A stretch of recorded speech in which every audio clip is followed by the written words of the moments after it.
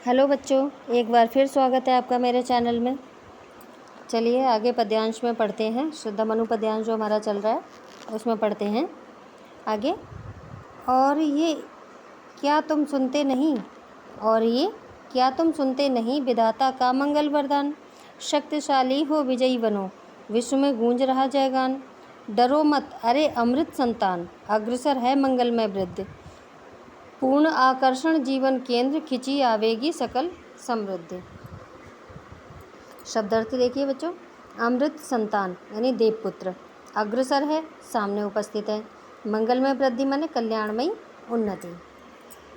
चलिए प्रसंग देखते हैं।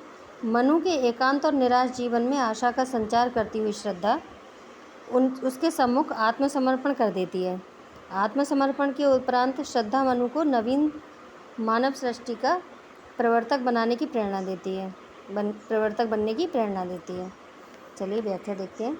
श्रद्धा मनु से कहती है कि और ये क्या तुम सुनते नहीं, विधाता का मंगल वरदान, कि आपने सृष्टि की रचना करने वाले उस विधाता का कल्याण रूपी जो वरदान है वो नहीं सुना है ना।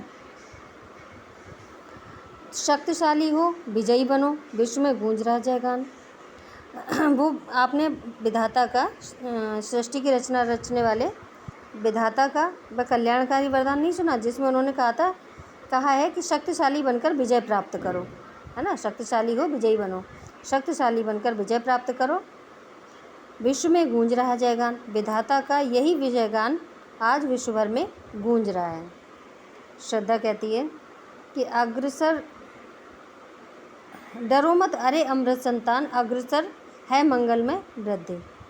हे देवपुत्र, अमृत संतान यानी देवपुत्र, हे देवपुत्र मनु, आप इस नवीन सृष्टि का विकास करने के लिए तैयार हो जाइए।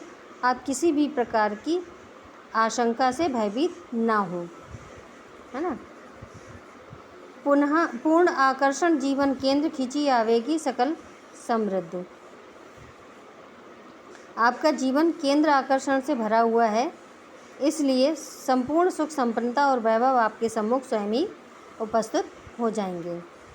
चलिए व्याख्या दोबारा देखते हैं। श्रद्धा मनु से कहती है कि आपने सृष्टि की रचना करने वाले उस विधाता का वह कल्याणकारी वरदान नहीं सुना, जिसमें उन्होंने कहा है कि शक्तिशाली बनकर विजय प्राप्त करो। विधाता का यही विजयगान आज विश्व भर में गूंज रहा है। श्रद्धा आगे कहती है कि हे देवपुत्र मनु, आप इस नवीन सृष्टि का विकास करने के लिए तैयार हो जाइए। आप किसी भी प्रकार की आशंका से भयभीत ना हो, क्योंकि कल्याणकारी उन्नति आपके सम्मुख उपस्थित है, अर्थात आपका भविष्य मंगलमय है। आपका जीवन केंद्र आकर्षण से भरा हुआ है, इसलिए संपूर्ण सुख संपन्नता और वैभव आपके सम्मुख स्वयं ही उपस्थित हो जाएंगे। चलिए काव्य सौंदर्य देखते हैं।